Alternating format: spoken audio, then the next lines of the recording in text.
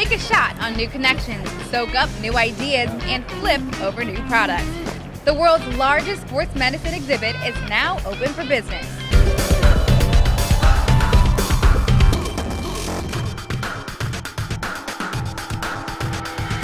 Hi everyone, welcome back to NATA TV. I'm Rhonda Craig and I am here in the middle of all the action. More than 6,800 athletic training professionals are here to make personal connections, purchasing decisions, and of course see the latest and greatest in the industry.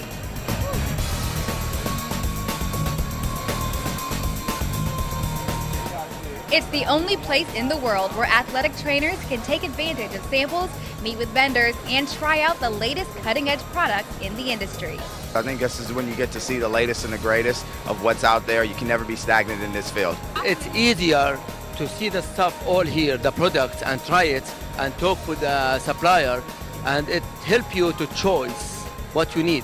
I think it's awesome just because you get to see new products, you get to see what's coming up in the market and everything, and what you can and may not want to use anymore because it's old or outdated. Attendees got a chance to be the AT at the NATA booth. And since NATA is all about giving athletic trainers a voice on Capitol Hill, people were encouraged to drop off flyers that support the Secondary School Student Athletes Bill of Rights. This bill provides a list of best practices every school can implement to prevent and care for sports-related injuries. Athletic trainers were given an NATA pin to show they supported the cause. Attendees also got to make bids on prizes in a silent auction that supports the NATA Foundation. For the past 66 years, NATA's Clinical Symposia has been considered the gold standard for relevant and specific education for athletic trainers, and that was the case during Wednesday's education sessions.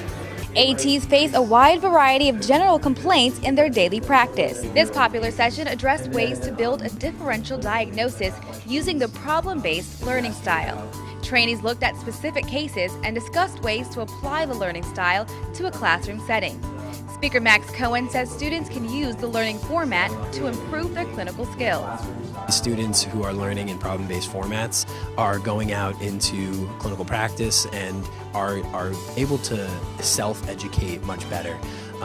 One of the other things that it does is it helps them integrate clinical and basic science knowledge into problem solving, both in the classroom and the clinic. For athletic trainers, Gen Med is something that we get pseudo proficient at, but we generally have to learn kind of by fire and kind of making mistakes. So I think this was a really good way for both us to teach our students how to address clinical, like general med conditions, and also for us clinically to kind of think about, okay, when somebody comes in with a problem that isn't strictly orthopedic, a step-by-step, we need to review every system, really pay attention. So like the next time somebody comes in kind of complaining of something general, we'll be like, okay, am I doing this complaint due diligence, or am I just brushing it off like, oh, you're tired, or maybe you didn't eat breakfast today, it could be something more. A cadaver workshop on development in arthroscopic surgery drew a huge crowd. Participants got an up-close look at rotator cuffs and learned the benefits of arthroscopic surgery for rotator cuff repair, which include a much less invasive procedure and a lower chance of post-surgery complications.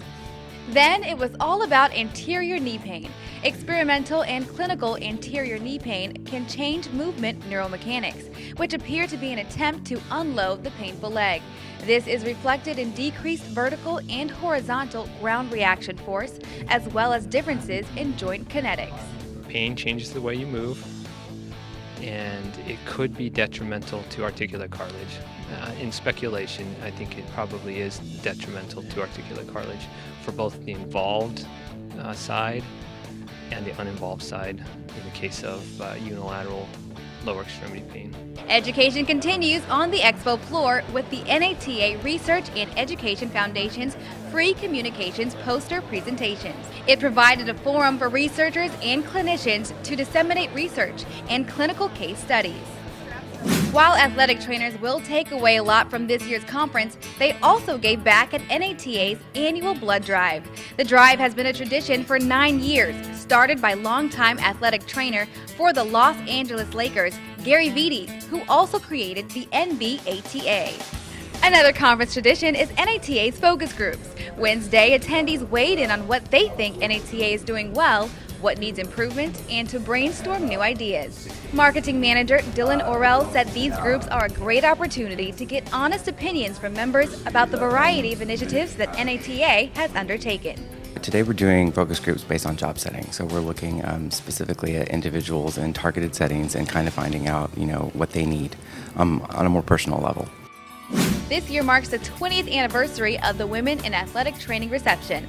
A timeline of significant accomplishments of women in this field spanned the walls, and attendees told us it means a lot to them that NATA recognizes women in what can be a male-dominated profession.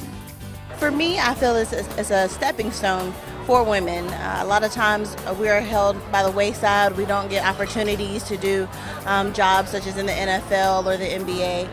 And by us recognizing women in the NATA, it shows that we are considered, we are thought about. It's really and truly putting us at the forefront also. We're holding high positions in the profession and we're moving up. As you make your way through this year's conference, don't forget to pick up a copy of Convention Daily News for even more articles and insights.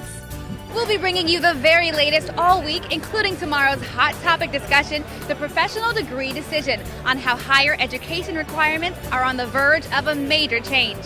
For now, I'm Rhonda Craig with NATA TV. Thanks for joining us.